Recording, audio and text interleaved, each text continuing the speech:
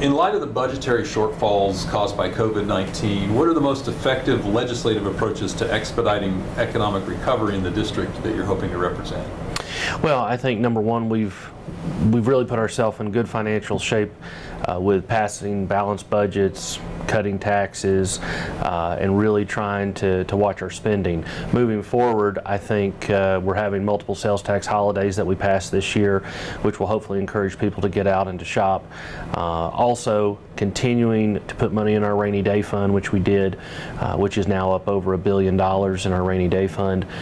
I think also continuing to be fiscally careful and fiscally conservative with our spending, because when the legislature returns to look at the budget in January, I know we'll have the August special session, but in January we'll have to most likely readjust the budget again, because while the unemployment rate in Tennessee has started to improve, we've still got a long ways to go. What, as an incumbent, would you point to as a successful piece of legislation that you got passed and that helps constituents in your district? Oh, absolutely. The retail district out in Boones Creek. Being able to pass that, for those that aren't familiar with it, it was a piece of legislation that basically is like what we passed several years ago for the creation of the Pinnacle up in Bristol.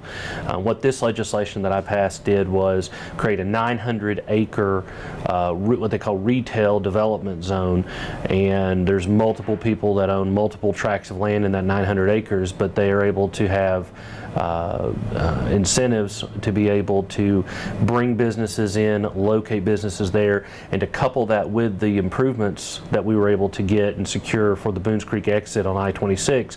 You put those two things together and you're talking more tax revenue for our schools, county and city.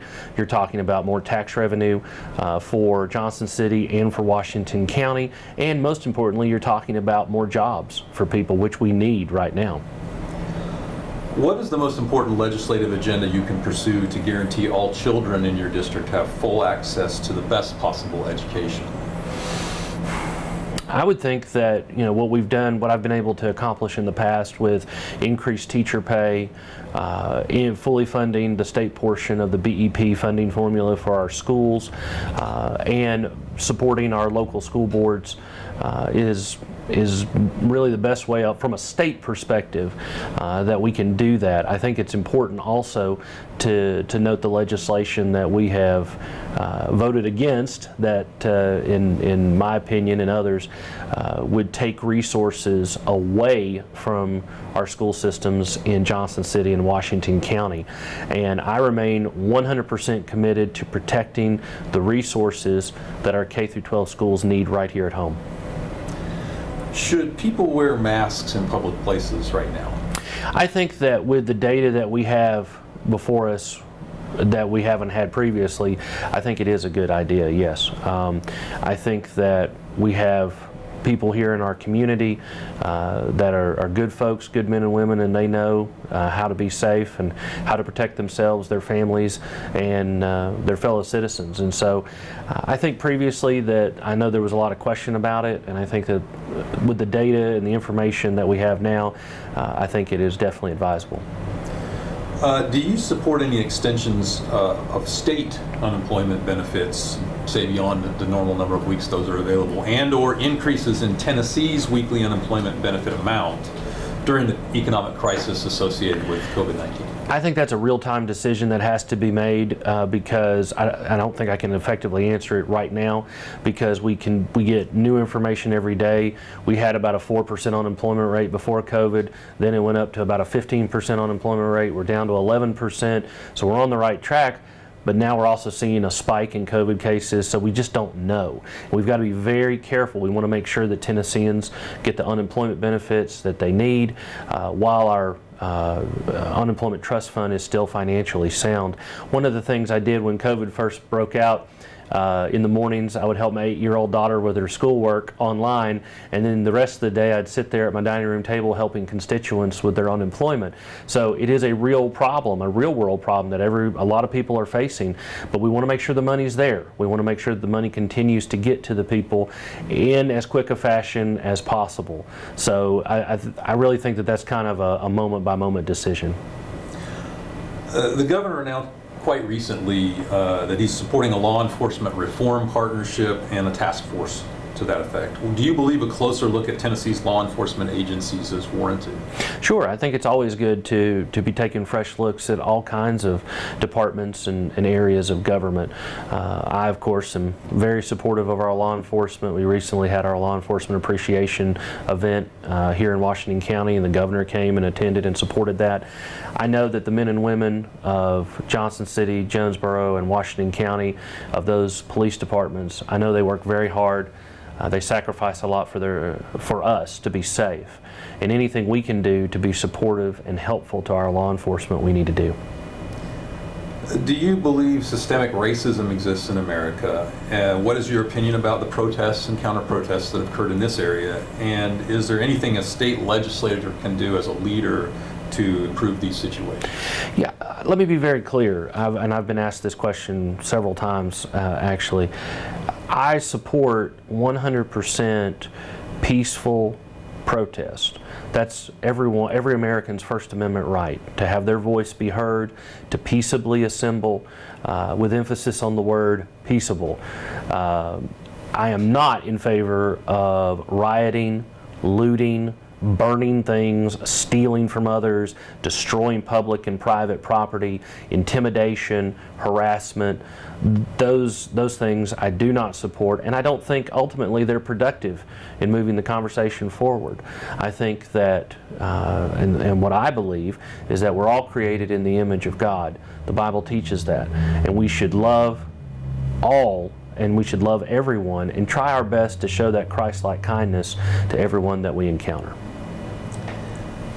Do you support a regional economic development effort that could involve merger of the two large economic development organizations in the Tri-Cities networks and NetRap, and potentially some chambers of commerce? And if so, what role should a state legislator take? Just to be completely frank, I don't really know a lot about. I mean, I know there's been a lot of discussion over the years about that. I think that if the two economic development agencies feel that it increases our chances at recruiting jobs to the area, expanding existing jobs, then yeah, I would be all for that. We have to remember to support and continue to support the businesses and organizations that are already here in our area, while simultaneously, I know, recruiting new businesses to the area. I think the economic development bill that we passed for Boones Creek will help in that area of recruiting more jobs. And I think the state's role is one of a support role, not really to take the lead, because that's up to the local entities to do that, but any way that the state can be supportive through the Department of Economic and Community Development, I think we need to do that. Was the passage of a resolution criticizing the news media and kind of dismissing their coverage of the pandemic a constructive use of time during the special session on the budget? Well, I think that it is always constructive to let people know where the legislature stands on different issues. That's what really the purpose of those types of resolutions are. We have different types of resolutions. We honor people, we memorialize individuals, we remember special days, special events in history, but we also have the other type of resolution, which is a statement of purpose, a statement of fact, a statement of intent from, in this case, the House of Representatives. And I think that it is useful to let our constituents know that we are hearing them, because I hear from constituents every day that are just like, look, I don't watch TV anymore, or I don't watch as much TV as I used to because it's so sensationalized on the national level. It's so sensationalized and so salacious that, especially with the COVID issue, we just want facts. We want information. We don't want to be, we don't want the fear mongering. And so I think as representatives, to reflect what we're hearing from our constituents is always important. Last question. Sure. Your moment here is to speak directly to voters. What makes you the best person to represent them? I would say unequivocally it is my conservative experience. The folks of the 7th House District here in Washington County have put their trust in me for a number of years now. I'm very grateful for that. I'm very appreciative of that. And I've been able to take our conservative values to Nashville. And you know what? When you stand up for what's right, you're going to get attacked. When you stand up for what your community believes in and the values that your community holds dear, people are going to push back. The moneyed interests are going to try to pound on you. But you know what? It doesn't change the fact that I'm pro-life. It doesn't change the fact that I'm for the Second Amendment. It doesn't change the fact that I am for good paying jobs right here at home. And my number one goal is to take that, continue with their support, to take that conservative experience back to Nashville, because now, more than ever, with everything going on in our world, experience is essential. And with the voters' help of the 7th House District, will be able to continue to stand up for what's right, to stand up for those conservative values, and to take that experience that I have back to Nashville. So I would humbly ask for the vote and for the votes of the folks in the 7th House District. Matthew Hill, thank you for coming in this morning still. Still. And hope you have a good rest of your day.